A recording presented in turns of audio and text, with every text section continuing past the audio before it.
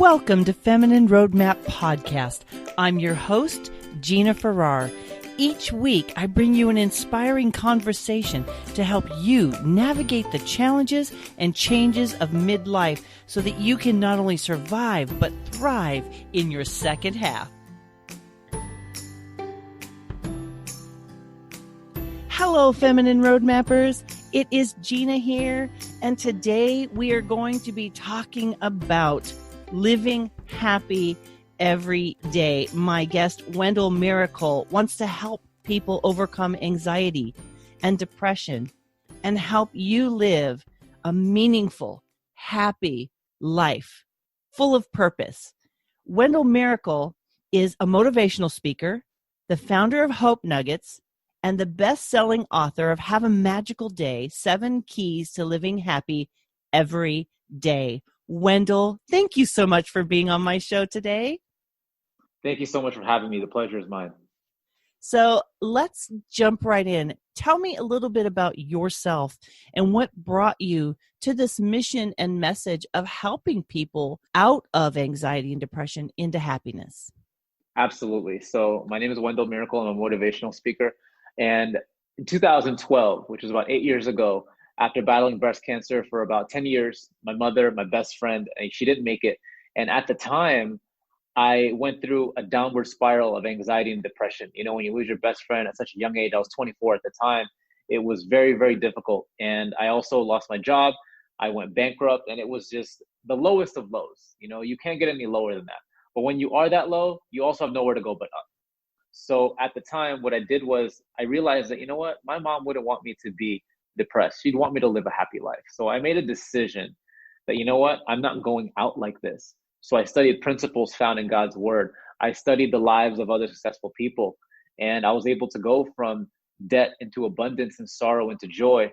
And flash forward 8 years later, by the grace of God, I'm able to be on Instagram with 400,000 followers and a best-selling book. So I'm just incredibly grateful that no matter what you go through in your life, God can turn it around. So what was it that made you kind of recognize? I mean, I know when you're in the depths of despair, you know you want a different life, but how did you make that shift? If somebody is listening and they're there, what were the things that you did? Give us a little bit of a process. Like if you really can't see any light at all and you're just hopeless, what can you do to start to turn that ship around toward the light? Absolutely. I'm grateful that you asked that, because it's not just like a poof, magic, it happens. You know, you have to follow certain steps. And I believe whenever you're trying to overcome anxiety, depression, or even when you're trying to lose weight, there's steps that it takes to get there. And we always hear the term trust the process, and not everyone likes to go through the process, but there is a process and you have to go through it. There's no way around it. And for me, first of all, I had a day where I was like, you know what, I'm tired of being depressed. I'm tired of feeling sad. It's not fun. And the first thing I learned is that you cannot be sad and grateful at the same time. It's impossible. So the number one principle I learned, and the number one principle I will teach everybody for the rest of my life, is that you need to practice gratitude. And the reason why they say practice gratitude is because there's not a single person I know that doesn't wake up grumpy nor goes to bed anxious. We are naturally grumpy and anxious people. So that's why we have to practice gratitude. So every morning I wake up and I give thanks to God for at least 3 things, whether it's my health. My first prayer is, thank you, God, that I woke up this morning and I opened 2 gifts, my eyes. And then when you give thanks for little things and you add to that list every day, you slowly get out of that depression. You know, it's interesting that you say that. Another guest comes to mind, and she was actually suicidal. And gratitude was one of the first things she did. I'm hearing that particular practice as a foundation over and over and over again. And so that's really a profound reminder that it's a shift between our ears, isn't it? Yes. It puts you in a different stratosphere, and it puts you in a different environment where you naturally attract more blessings. And it doesn't even matter what religion you follow. Each one, all the core ones, talk about peace and love and gratitude. Like, you know, Buddha said, give thanks for what you have. You know, Jesus gave thanks before every miracle. Even Muhammad said, gratitude for the abundance you've received is the best insurance that the abundance will continue. So all the major religions even teach gratitude. Even all the self-help motivational speakers out there do, but it was the core of what Jesus taught as well. So once you started practicing gratitude, what did you do? Did you have physical practices as well that you did that helped shift you? Because I know sometimes for me, if I'm in a funk, literally changing my environment or the position of my physical body can really be helpful. Yes, I'm so glad that you asked that. This is an interesting practice that I do that's actually in chapter 7 of my book. So what I do every morning is I give thanks for all that I have, like all the blessings that I'm with right now, my health, my body, my job. I also give thanks for all the past victories that God's given me. Like, for example, you can give, if you're sick right now, remember the time when you were sick before and you were healed? Remember the time when you didn't have a job before and then, God opened the door? If he did it before, he can do it again. So I literally meditate on all the blessings of yesteryear and also what I have now. And when I'm done with that, I literally give thanks for what I desire as if I already have it. And, Jesus said, whatever you ask for in prayer, believe that you have received it and it will be yours. So if you believed that you already received the good news that you were wanting, how would you react? For me, I react by dancing. So I do this ritual every morning. I call it the morning car dance. So when I'm done praying, I literally turn on a happy song and I dance as if everything that I want and desire according to God's will has manifested in my life. What dancing does is it releases endorphins, it makes you feel good, and it literally shifts you from a funk into a place of happiness. I love that. I dance when I like my food. That's a good way to put it. Well, that's a good mood shifter as well. I have these things called mood shifters, by the way. So whenever you're feeling sad, or it could be, most of the time it's 2 p.m. I always let people know you got to have a mood shifter in your back pocket. A mood shifter is anything that can instantly switch you from depression into happiness. It could be a picture of your daughter. It could be a picture of your pet. It could be your favorite song. It could be anything, a motivational quote. There's something that you have to have in your back pocket that you can fight and defeat anxiety and depression at its source. Because once you dwell on those thoughts, you spiral downward and it just gets worse and worse. But if you have that mood shifter in your back pocket, you can instantly change from sadness into happiness. I'm wondering if you could use like your phone, set like happiness alarms maybe. I think that would be great. I never thought of that, but you know what? You just gave me a great idea. I think especially like I said, 2 or 3 p.m, when you just finished having lunch and having all those carbs in your coffee, caffeine has already worn off and you're thinking about getting another coffee. That's the best time to have that. So I like that. There's someone else that I listen to and she says there's your kick butt music list and you only listen to that list. Wow. When you're wiring yourself up to do something. Like you don't get to listen to it just like driving in your car. It's attached to when you're going after your goals or your dreams or you're doing a kind of a shift. And so let's talk a little bit about that, the neurology of change, right? Yeah. What it takes to shift the mind. Because let's be honest, Wendell, change doesn't happen unless we're aware. And it doesn't happen unless we change what we're focused on. Correct. And I'm glad you said that because if somebody grew up thinking negative thoughts their whole life, we can't expect that person to all of a sudden be this happy-go-lucky, positive person. Like you said, it takes a shift. And I know it's cliche, but they say that it takes 21 days to make a habit.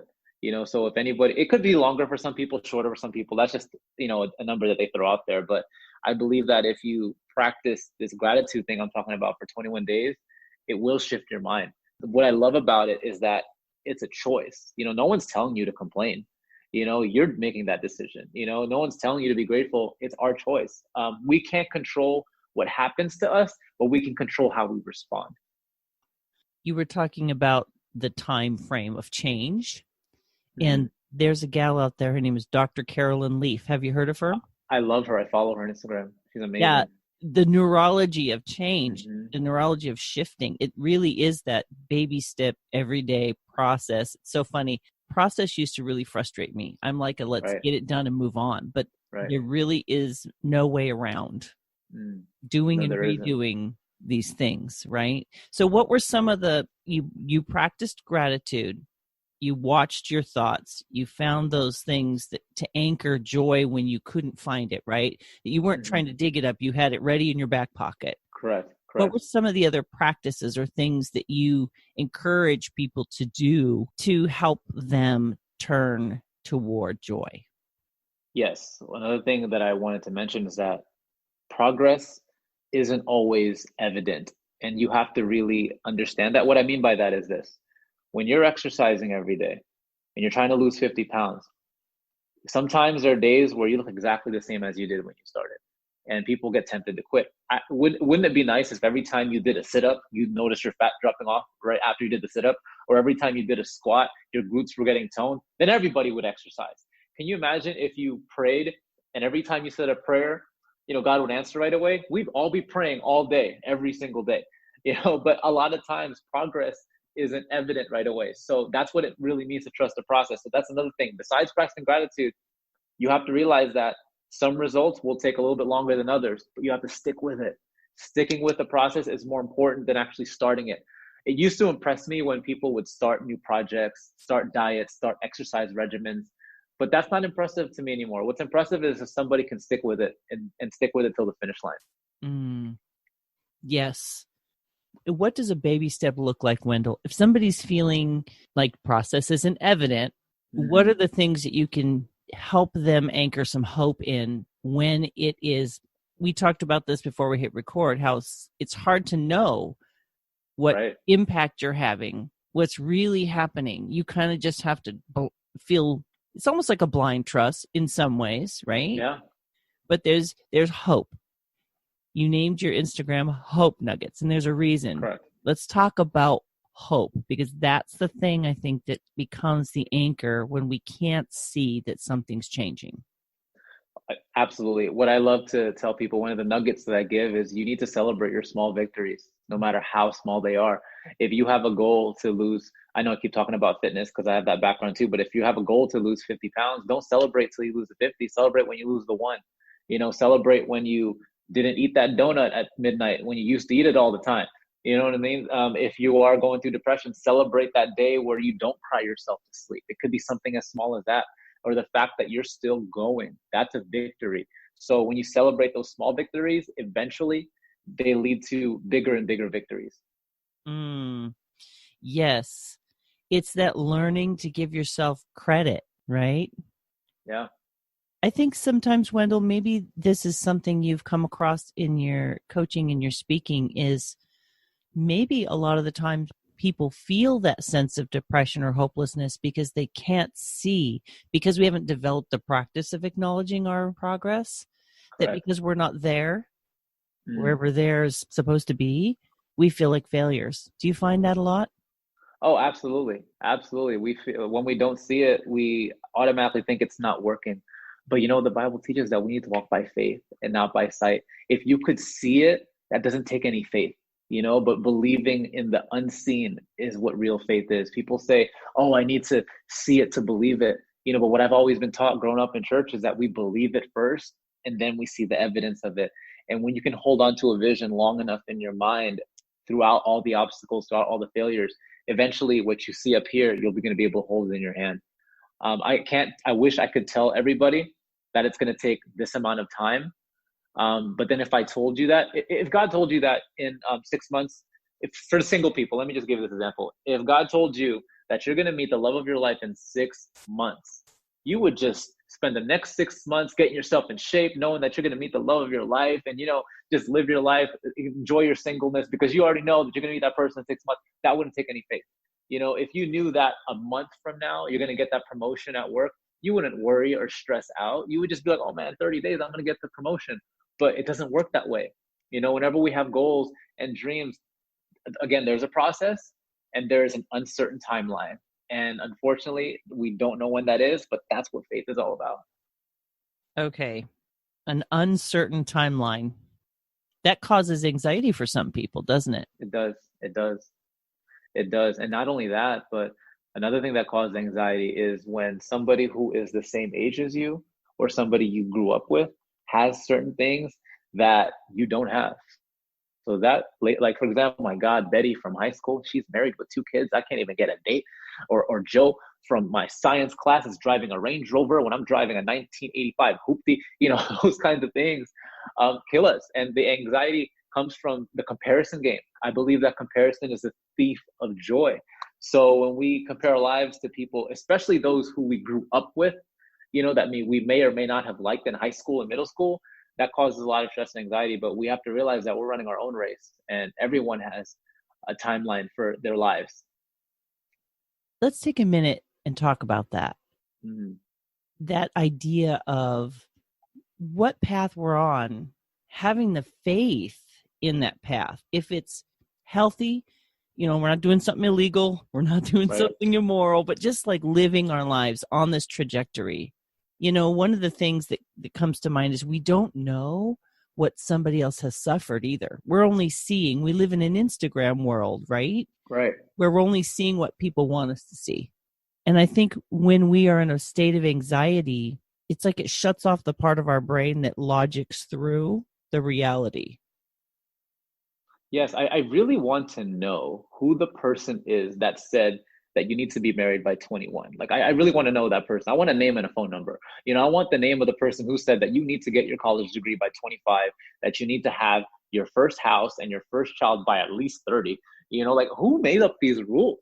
Like, I really want to know, because one thing I've learned over the last, and it's sad because I've actually been going by that timeline, and I'm 31 now. I'm still single. I'm not married. I don't have kids. So imagine following that timeline over the last 5 years, and family members asking me, oh, how come you're not married yet? How depressing that was for me. I've learned in life that you're never too old to find love, and you're never too old to be successful. So regardless of when and where that happens, you're still on the right path. I have 2 daughters, and we were just talking about that. Someone in our family has like great grandkids, and they're not that much older than us. And I'm like, how did you get to great grandkids? And so it's really interesting. Like in my age group, there's also expectations. So like on your end, there's the get married, have kids. And then people ask me like, when are you going to have grandkids? Like I have any control over this, So it's really not much different on this end, Wendell. Let me tell you. Right. People are like, oh, they put that pressure, and you just have to step back and say, okay, where is my life right now, and what things are feeling right and good, and enjoy those instead of thinking about what you quote don't have. Because I feel like I just listened to something yesterday that said, you know what? You're not going to have joy when you get there if you don't have joy right now. Oh, I think it was you. It was you. Last night I was showing you to my daughters. So I was like, hey, this is who I'm talking to tomorrow. But you did a little hope nugget on finding joy right now. So let's talk about finding joy right now as a practice as well. Not just gratitude, but finding joy. What does that look like? Yes. First of all, one of the things that Have a Magical Day teaches is that you don't have to wait until you're married to be happy. You don't have to wait until you have X amount of followers on Instagram to be happy. You don't have to wait till you reach a certain level financially to be happy. I used to, obviously it's good to be goal oriented. It's good to have vision, because if you don't have vision, you're not going to have any motivation. And, even the Bible says when they had no vision, they died. However, most of our life is spent waiting. Those big events only happen every once in a while, but most of your life is going to be spent waiting. So I realized if most of my life is going to be spent waiting, if most of my life is going to be spent possibly commuting to work, I might as well enjoy it. I might as well stop and smell the roses along the way. Because a lot of times when we get to the mountaintop, I'm going to give you an example. This famous football player's name was Sanders. He won the Super Bowl. That was his life goal, to win it. And they asked him, how do you feel right now? He's like, I'm not really that happy. He reached the pinnacle of success in the National Football League. He wasn't happy when he won the Super Bowl. They asked him, why not? It wasn't really getting this accomplishment that's made me happy, but it was the journey that got me there. It was every day working hard and practice, getting to this certain level. That's what really made me happy, not so much this event of holding this trophy. And I truly believe that, because not everyone who's married is happy. Not everyone who gets the promotion is happy. Not everyone who buys the car is happy because now they have a new monthly payment. So it doesn't always work that way. So I truly believe that our daily routines and our day-to-day lives, that's where you really find joy. It is so true. It is so true. The gratitude list that you talked about earlier on, I have a written one that I've worked on. I do it in my mind. I don't always write it down. But I like to encourage people to be grateful for things like I'm looking out my window as we chat, and I think, the sound of the birds, the wind in the Right. trees, the color of Wow. bubbles. Like, it doesn't have to be stuff. Like, I think when the gratitude moves outside of like the concrete things that we expect to have at a certain age, really where I am in midlife, where a lot of people are in midlife, there's a lot of, they call it midlife crisis, right? Men have their midlife crisis, and they got to have a We younger all woman do. and a prettier car or whatever. Yes. I really think that is a sense of, I missed the bus. It's that lack mentality. So Mm. let's talk about abundance. Yeah. In the fullness of that word, from what you share and what you teach, Wendell. Yes, I'm glad you mentioned the word abundance, because when you hear abundance, people automatically think money, but that couldn't be further from the truth. I believe that abundance is having health in your body. I love what you said about going outside and listening to the birds. I believe that's abundance too, because you're literally in abundance of nature, and you're able to realize when you see skies that are blue or even lavender, you're like, wow, that's my creator right there. And that's a beautiful thing. And one thing I encourage my followers every single day is I go for at least a 45-minute walk in nature. I believe that the vitamin D of the sun is good for your body and your skin. And just being around trees and birds, it naturally increases your level of happiness being in nature. It takes you away from the daily grind and the noise of the world. So when you can listen to things like birds chirping, that's abundant. Oh, here's some more abundance, especially for those who are working in corporate America. When you're able to see your son's basketball game and hit the game-winning shot, that's abundance right there. That's a magical moment. When you see your daughter's dance recital or piano recital, that's abundance right there, because those are moments you can't take back. So I believe that moments and magical memories like that are what truly bring joy to our lives, not necessarily, getting that promotion or getting that car, but moments with your family and moments with the ones that you love are what really bring lasting happiness. I love the idea of stripping the word abundance of all the pretense. Just bringing it down to when something swells your spirit, that's abundance. Right. Right? When you get that feeling of like, oh, and just being mindful in the moment. Do you find that when you were really struggling with anxiety and depression, how did that idea of mindfulness or focus? Let's talk about what we do with what we think specifically. Yes, I'm glad you said that, because that's what metacognition is. It's you think about what you're thinking about. And the Bible says to focus on the things that are bring us joy. Whatever things are noble, true, think about such things. And I love the fact that we have the opportunity to choose what we think. So a lot of times we don't control all the thoughts that come to our mind, but we choose which thoughts to entertain. So if you're going through, let's just say, a heartbreak, someone broke up with you, and when you're sitting at home alone at night, you're going to be thinking thoughts of regret. Oh, I should have said this to that person so that we wouldn't have broken up. That's an opportunity. I tell people it's like changing the channel. When you're watching something on TV you don't like, you can literally turn the remote and change the channel. And we have the power to change our thoughts from something negative into something positive. So the thoughts will come to your head that you don't like, but you do not have to dwell on them. You have control over your mind. You can't control what thoughts come, but you can control how you react to them. So when the depressing and anxious thoughts come, you need to switch it soon, fast, because if you don't switch it right away, one negative thought will lead to a downward spiral of an abundance of negative thoughts. And then it's just you're going to keep getting more depressed. So as soon as a negative thought enters my mind, I try to immediately switch it to a positive thought. And again, for those who are new to this is not easy to do. It is not. It is going to take some time to do this. But once you get into the habit of recognizing the negative thought and recognizing the emotion that it's bringing you, then you're more aware of it. And then when you're aware and have a conscious awareness of, okay, this isn't serving me the right way, then you can make the conscious decision to switch it. So it's getting into that practice as well. Yeah. You said a remote control, and all I could picture in my mind was having this mental remote control, like a physical, almost like, can you imagine? Just pretend you've got one in your hand, and when you start to negative, just start pushing those air buttons, man. Like, what is it? There's something. It's such a powerful practice. Our mind is so powerful, Wendell. It is. You know, It is. that's why God's word says to take every thought captive. Yep. The obedience of Christ. And there's an analogy that I've used when I've taught at like women's retreats and, Bible studies. I use it all the time because to me, a word picture helps me to kind of grasp Mm. things. And so I picture my mind as a cage, right? And my Mm-hmm. thoughts are birds. And when my mind is not controlled, those birds are out of the cage and they're pooping everywhere and feathers are everywhere and Wow. there's chaos in my mind, right? If I can That's take awesome. those thoughts captives and put those birds back in the cage and keep them in instead of them controlling me. Because isn't it true with thoughts? Like you said, a thought comes in, we don't have control. We have eyes and ears and stories in our mind from what people said to us growing up. But we do have what sets us apart from all of the animal kingdom is our ability to choose what we think.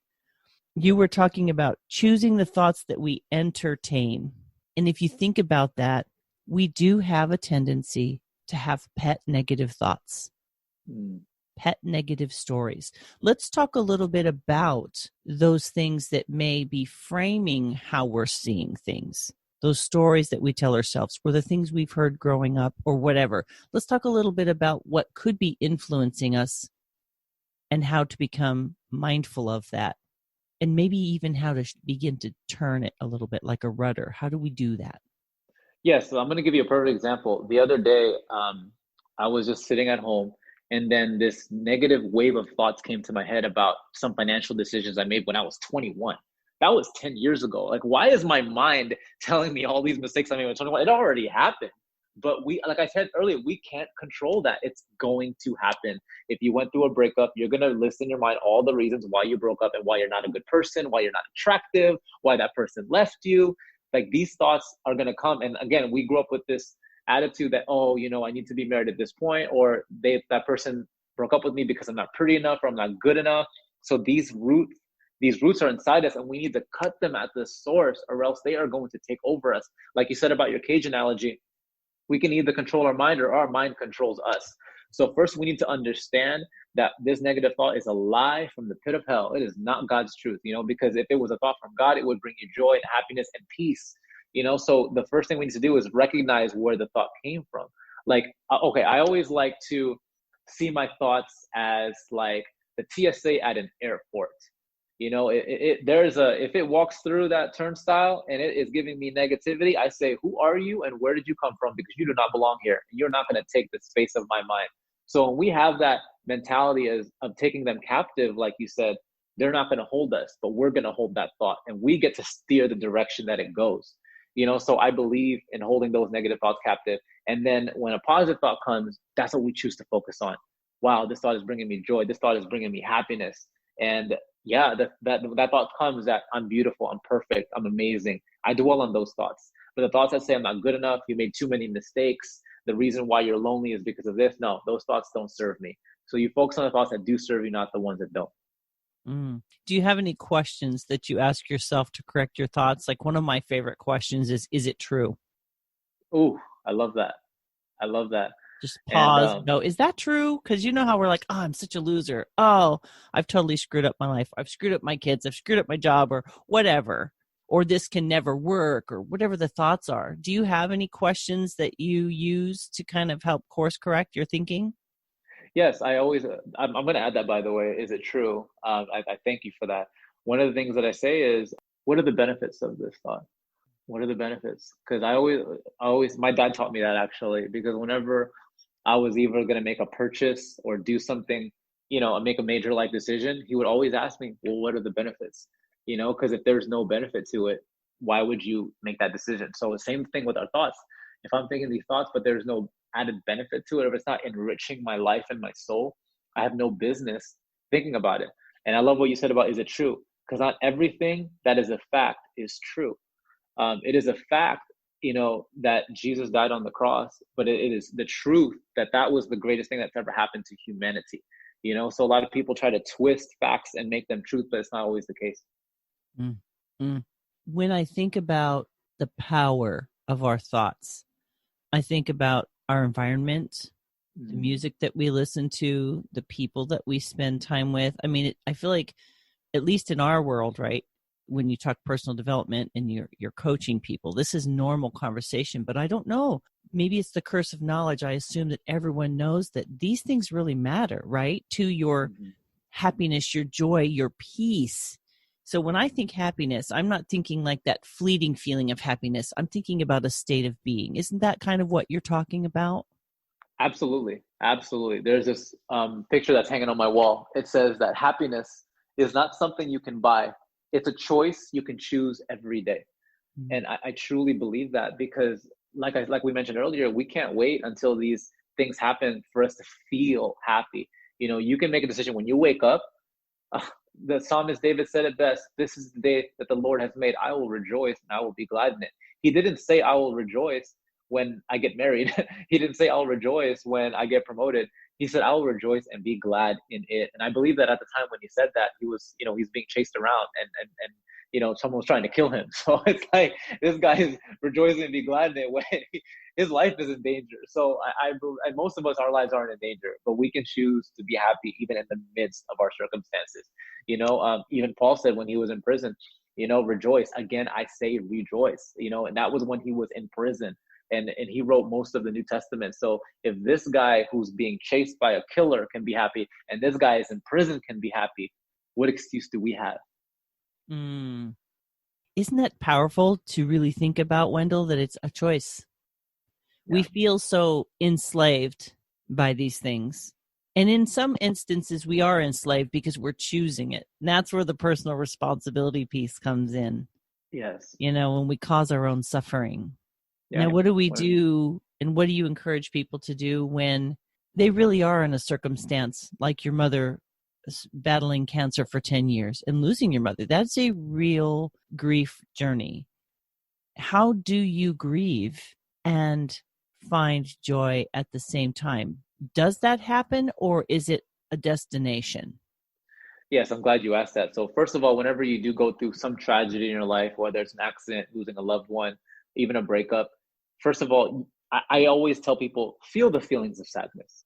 Go through it. You can't live in denial. You have to go through it. So if you lost somebody, you're going through a painful thing, even something like losing your job, you have to feel the feelings of sadness.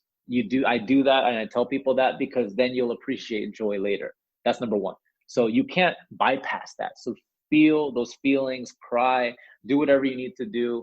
Go to the gym, anything you can do to feel that negative emotion. I want you to feel it. I want you to go through that sadness so that you can appreciate joy later. And then here's the thing though, a lot of people, they turn a season of mourning into a lifetime of mourning. And that's where the responsibility is for us. Everyone has a reason to mourn when something happens to their life that's tragic. But you also have the right to choose whether or not you mourn the rest of your life or just that season. So, and then when I say season, again, there's no timeline. It could be a month, it could be 6 months. Some people grieve for 2 years. But don't let that season of mourning turn into a lifetime of mourning. After you go through the process of being sad, then it's like, hey, what now? Where do we go from here? And this is what we do. I talked about practicing gratitude when you start your day. There's this famous Disney movie. It's called Pollyanna. And the main character played this game called the Glad Game. And I believe that we can play the glad game when our negative circumstances happen. For example, when I lose my job, you can list things to be grateful for about that experience. As crazy as that sounds, you can. For example, I lost my job, but I'm grateful that I can rest because I've been working for the last 15 years. I lost my job, but I'm grateful because now I can develop skills for my next job. Yes, I'm not employed right now, but I'm thankful that when God closes one door, he opens up another door. So let me visualize this and be grateful for it. I'm grateful that I can spend a little bit more time with my family and develop certain skills that I kind of put dormant for a while. And then once you do that gratitude practice for something negative, you literally put yourself in a new stratosphere where you can attract that new job that's coming because of your attitude, because of your thoughts, because of your vibration. I like how you said not to take a season of mourning and turn it into a lifetime of mourning. I think that is applicable to a lot of negative emotions, taking anger and becoming bitter, Mhm. You allow that negative thing to take root. I think that's the challenge. I was watching Jerry Seinfeld's stand-up comedy, and he was talking about the distance between suck and great is really small. And he used the example of a hot dog at the ballpark. He's like, Wow. is that hot dog good? No. You eat it every time. It's cold. It's not that great. But you're like, this is great. And he goes, see, it's not even that far from suck to great. And I think it was a great perspective, because I think sometimes we put the chasm where the chasm doesn't belong Mm. between us and Mm. whatever we perceive to be happiness, or we perceive to be the pinnacle of whatever we're trying to achieve. Because life in general, and I like to be positive, but the reality is struggle is part of it. Oh yeah. Right? So if we're going 100%. to be talking about living your best life and overcoming this, Mm. isn't there a part of acceptance, not yielding to it and giving up, but accepting that life will be hard, and how am I going to deal with it? Absolutely. I love that you said that, because life is not about the absence of problems, but it's about the presence of power. I believe that life isn't about, the wind and the waves, but it's about focusing on the one who's in control of the wind and the waves. And I always tell people this: you need to be happy every day, because guess what? Once God answers that prayer, once you overcome that mountain, guess what's going to be waiting for you? Another trial, another mountain. So, for example, say you're sick, you're praying for God to heal you, go through 6 months of treatment. 6 months later, you're healed. Yes, praise God, thank you, Lord. But then the next day you have another problem. Your car breaks down. Then what? Are you going to be sad then again? No, you have to learn to be joyful at all times, because right when then you fix your car, the next thing you know, oh, your teenage daughter is starting to date. There's so many things that are going to happen. Every time in your life, there's going to be a new challenge, a new problem. So what are you going to wait till all your problems go away? That's never going to happen. You're never going to be happy that way. So you have, I love what you said about acceptance. Yes. Jesus even said, in this world, you're going to have some trouble. You're going to have some pain, but be of good cheer, because I've overcome the world. I live by that verse, because, again, after I finish whatever I'm going through now, once I reach the pinnacle of success in my career, there's going to be new challenges. And also another misconception people have is, oh, when I get promoted, I'm going to be happy. No, you're not. You're going to have to deal with people, and people suck.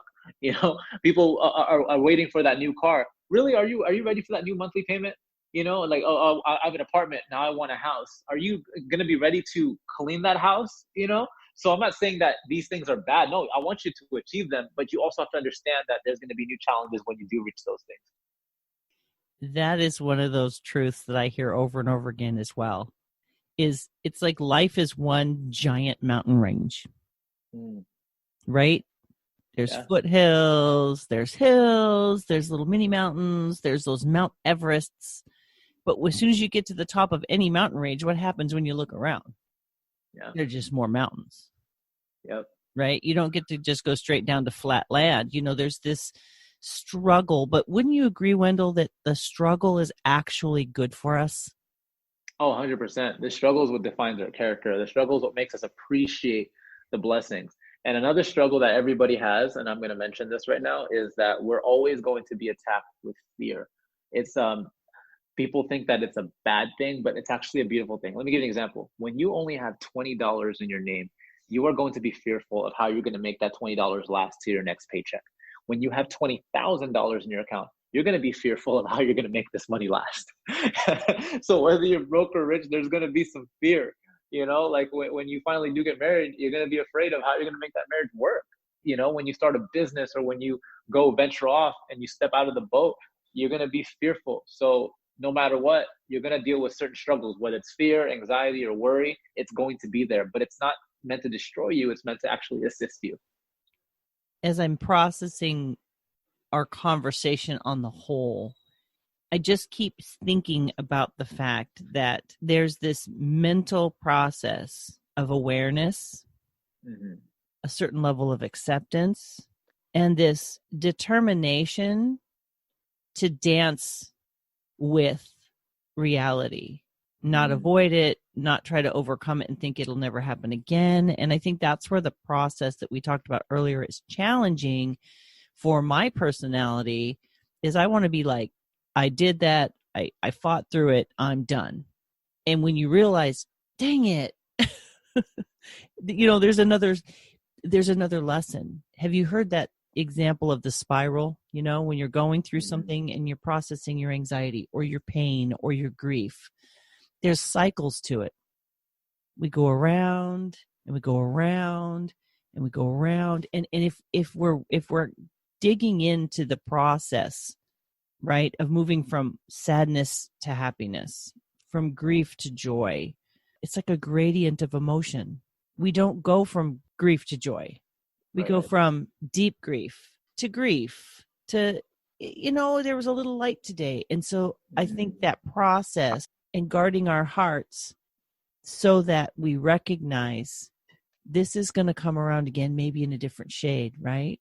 Do you find 100%. Do you find that to be the case with people, that they're surprised by the fact that it swings back around? Yeah, and like I always tell this to people who are battling addictions. Like say you have an addiction to drugs or alcohol, you might win for a certain time, but don't be surprised if 6 months from now, you start doing those same things you did before. So it's gonna attack you. It's gonna, because God sends these tests to see if you learned your lesson, to see if you have grown, and it's okay. It's not a bad thing. Again, all these things are meant to serve you and to better yourself. So I love what you said about spinning, because honestly, that's what we do at night. Every night, our minds spin and spin, and we're not going anywhere. We're just losing sleep. And I believe that oftentimes we create our own ulcers because of our negative thinking. But I just want to go back to all the analogies you used about birds, whether it's the cage bird or the bird singing outside. I love what Jesus said, that not a single sparrow falls without him knowing it. He takes care of the birds and he takes care of the flowers. They don't worry if they're going to be fed. Their mentality is, my Father knows how to feed me. No matter, we're not going to always understand how. This is what causes people anxiety and depression. Not only the timeline that I told you about, but it's the how. How is God going to deliver me the finances I need? How am I going to get better in my health? How am I going to excel in my career? When you focus on the how, that brings so much anxiety, but you don't need to know how when you know who. When you know who is the source of all goodness and all abundance, your job is obedience. His job is how, and so obedience is our job. Outcome is his, let God do his job. And then when you live in that place of faith and trust and total surrender, he's going to surprise you with how he does it. I promise you that. I love that. God's job is how and the outcome, and our job is obedience. It's a lot like gardening, right? I mean, we've heard this analogy a million times. Oh, yeah. You put a seed in the ground and you're watering it and you think, this is a waste of my time, but we can't see what's happening underneath the soil. And I feel like 100%. That's the perfect analogy for life, right? You got to let the dirt do its work. Whatever that dirt is, whether it's a struggle, whatever, the manure, manure is gross. It's disgusting. It smells horrible. But guess what it's doing? It's fertilizing. It's creating that magical being that's underneath the ground. So that's another nugget I want to give you. Let the dirt do its work, because when it's finished, it is going to be something magical. And the dirt, Wendell, if I'm hearing you correctly, is the difficulty. Correct. It's the challenge. It's the grief. It's the thing we're fighting against, I suppose. What is your perspective on honoring that? Well, you did say it earlier about looking for the silver linings in the difficulty. I would imagine that when you see joy, would you agree that we only know joy because we've known suffering? You'll only know true joy if you went through true suffering. I do believe that 100%.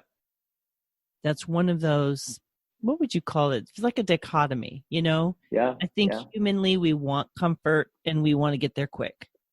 Oh yeah, one other thing I want to say is I was talking earlier about that uncertain timeline about when things happen, and I want to just give a quick Bible reference, because a lot of times, God doesn't show up when we want him to, but he shows off when he does. Let me give you an example of that. So in the Bible, remember Lazarus died, and they prayed that he would come back to life.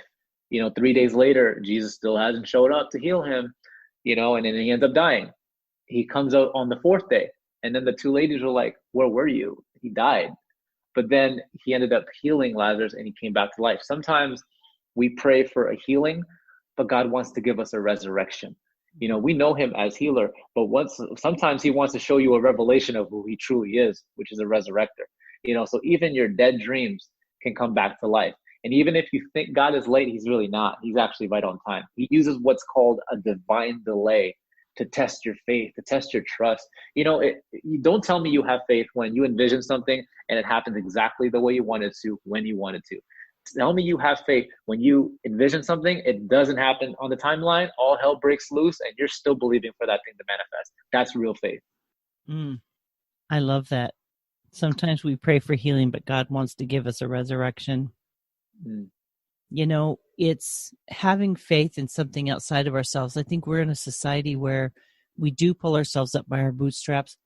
It's like a 2-year-old, me do it, right? Yeah. But there's this dependency.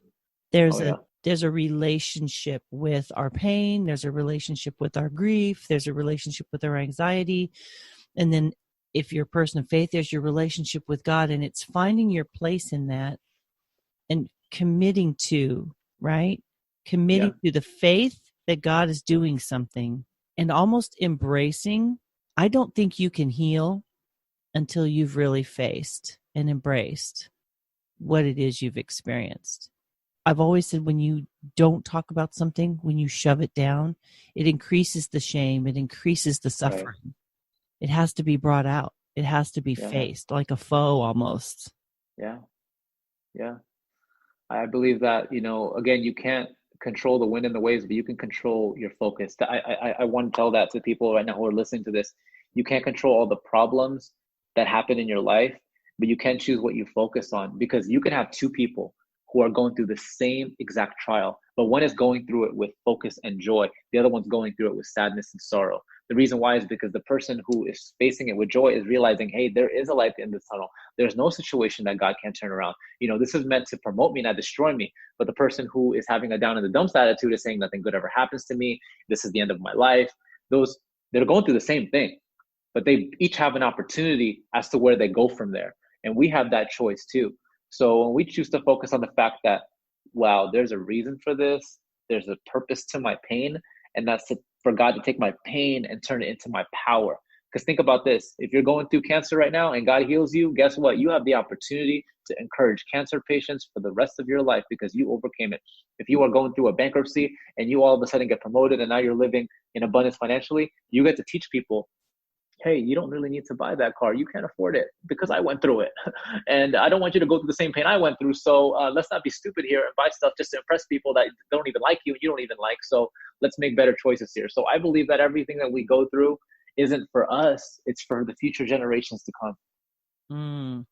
As you're talking, I'm hearing that you need to surround yourself with wise people who will speak truth to you, who can love and support you, but also kind of challenge you not to sit in that cesspool of negative emotion. Absolutely. I believe that the Bible says that he who walks with wise men shall become wise. So if you hang around with people who are negative, more often than not, you're going to be negative. Hang around people who are successful, more often than not, you'll be successful. And I believe that if you're going to be at the pinnacle of success, there's always two types of people that you need in your life. You need a mentor and you need a cheerleader. You need a mentor, somebody who's smarter than you, wiser than you, who's gone through more battles than you, to teach you how to make it, to teach you how to get from A to B, A to Z. You need that mentor. Everyone needs a mentor, no matter who you are. I don't care how successful you are. There's someone that's out there that's doing better than you are. So you need a mentor. And you also need a cheerleader, because there's going to be moments where you're tempted to give up. So you need somebody who's going to tell you, hey, you can make it. Hey, celebrate your little victories. Hey, you're closer than you've ever been to your success. And sometimes one person can be both, but we need a mentor and a cheerleader. That adage that the 5 people you hang around really impact the person that you become. And I do believe that when somebody is in that place of suffering, whether it's from anxiety or worry or grief, we have a tendency to isolate when we're in those negative spaces. So I think it is important to have people around you that will not allow you to burrow into a hole and suffer alone. Yes, and I'm glad you mentioned that about the isolation, because one thing that I am going to say out loud now to your listeners is that I am a born natural introvert. I know you're probably thinking, oh my God, this guy's been talking for the last 45 minutes. There's no way he's an introvert. Yes, yes, I am. I would rather spend a Saturday night alone than go out and socialize, because people are energy sucking vampires. I need to be carried out on a stretcher after I go to a party and meet new people. It's just, I need 8 days to recover before I go to my next social gathering. I'm extroverted to people that I love and appreciate, but naturally, I'd rather be alone. So I feel like the people who are really struggling with depression, anxiety, the most are the introverts, because they don't want to go out and express their feelings to people. And I didn't either, but I had to tell myself, you know what? Let me get around a group of people who will instill faith in me, who will instill positivity in me, even though I'd rather be alone. Let's get out there and meet people that are going to inspire our faith and grow it and not tear it down. Knowing yourself, right? Knowing where you are vulnerable, or where you're most best, what I'm looking for, where you're best served as a person. Like you're saying, I'm an introvert, but I know that being alone isn't always the best thing. Correct. That awareness of, okay, some people use people as their drug. Right. Some people use their isolation as their drug. Correct. We all have something that we have to be careful not to be blind to. Now, once you realize that awareness, it's a beautiful thing. Then you can take action because you know it. Now you can take the necessary steps you need to take in order to overcome it. You can see yourself, right? You're like, hey, I'm on to you. Exactly. You can catch yourself tripping in the same hole that you always trip in. So tell me about your book. Now, tell me about your book, Have a Magical Day, 7 Keys to Living Happy Every Day. What led you to write a book, and how long did it take you to do that? Okay, I'm glad you asked those questions, because I used to think that it would take like a month to write a book. But no, it took 3 years to write. 3 years from 2016 to 2019. It took a long time because I'm a perfectionist. I don't know if I'm sure you are too, in doing this podcast, but I'm not going to release something that isn't amazing, or that isn't going to change lives. And the reason why is because in that book, I share the exact steps I took to overcome anxiety and depression. And I want people to know that. I want them to have a real life example of somebody who was at rock bottom and God took him from the lowest of lows, from the pit to the palace. That's what God did for Joseph, and God did it for me. And I want to share with people that it can happen for you too, number one. And number two is that these are practical steps that you can apply every single day. Chapter 1 is actually about gratitude. Chapter 7 is about that car dance I told you about. The chapters in between are about like letting go of the past and loving yourself. And these are all things that lead to tremendous success. And it would have been an absolute crime if I kept these to myself. So I wrote the book to share my story with the world, share how I overcame it, knowing that if I can do it, you can too. And we do have such a common experience, no matter what age we are, or what race, or what gender. It really is a common human experience to struggle, isn't it? It is. You can't avoid it. You can't avoid it, and you can't avoid process. You can't avoid waiting. And another thing I wanted to mention about the book is that I made it 100 pages on purpose, because personally I have a short attention span. Not everybody can read a 500-page book, but I wrote this nugget-sized book, just like my company name, so that people don't have an excuse to say, I don't have time to read it. No, these are things that you can take and apply to your life immediately that I guarantee will change your life. But back to your question, yes, suffering is inevitable, but we have that choice to make what to do with it after we experience it. Back to that acceptance, I feel like one of the greatest tools that I used was coming to grips with that truth. Life is going to suck and people are going to suck. Now, what am I going to do about it? Exactly. You can't control the hand that you're dealt, but you can control how you play it. Yeah. You're like little sound bites, Wendell. You're like soundbite central. It's all that practice with 15 seconds. Exactly. I got them for days, keep them going. You're like, I could speak in 15 seconds for the rest of my life. Like an introvert's dream, right? we're at the top of our hour, and Mm-hmm. obviously you have dropped a lot of nuggets. You've dropped a lot of hope and a lot of things that people could hang on to. But because there were so many of those things, if you had just a handful of minutes with someone, what 3 things would you really want them to hear from your heart to theirs to get them started on, if you're just having a bad day, maybe you're having a bad month, maybe they're really in a pit. What would you want to tell them, Wendell, to really give them that start toward the journey of hope and joy and happiness? Yes, I'm glad you asked that. There are actually 3 things that are my go-to nuggets that I go to whenever people are, suffering a certain amount of, pain in their life. And if I'm sitting one-on-one with somebody, number 1, I would tell them to get into the daily practice of gratitude. I will live by that for the rest of my life because it has changed my life and it's changed so many people's lives. So be grateful for what you have, knowing that, yes, you have problems, but you really don't have it as bad as some other people do in the world. And that gratitude practice will change your life from sadness into joy. Secondly, I tell people you need to let go of the past, not just what happened to you, but you need to let go of what people said about you, what people did to you, and we got to let go of the mistakes that you've made. So you got to forgive others, and you also have to forgive yourself, because when we live in regret, we stay stuck. But when we let go, that's when we fly and that's when we soar. And finally, I always tell people to love yourself. And people hear about self-love all the time, but what does it really mean, Gina? What does it mean? It means is that you can't pour out of an empty cup.